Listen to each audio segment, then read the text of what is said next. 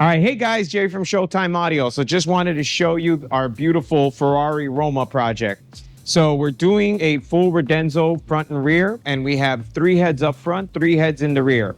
Now, if you know anything about us, it's got to work first and pretty second. Now, the only downside to it working first is sometimes it needs a little bit more prettying than normal.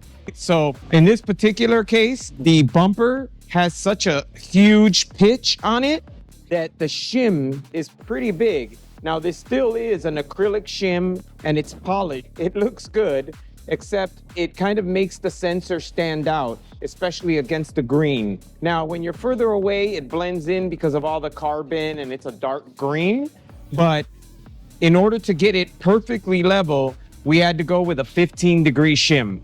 Now, that's a lot more than I'm comfortable with. So what we're gonna do is we're building these housings for it. This one's just a mock-up, and there's the one for that side, one for the center. This is the TX. So now the TX looks like the standard camera or a button or something that would have been stock on the vehicle. And then this one, you'll see Honda's working on them right now. If you're wondering, again, we always want to steal a line from the vehicle. We want it to look as if it came with the vehicle or if it was designed by Ferrari. So if you look, that angle is this angle or this shape right here. If you see this shape, that is that shape. See how it fits it perfectly?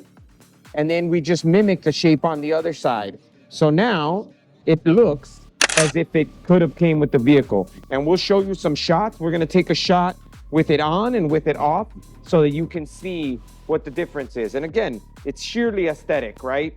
This is 100% functional. It's perfectly level.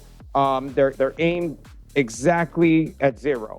But just for me, because it irks me and it bugs me to be able to see them so much, that we decided to add housings on this vehicle. Visit our website at showtimeaudiochicago.com.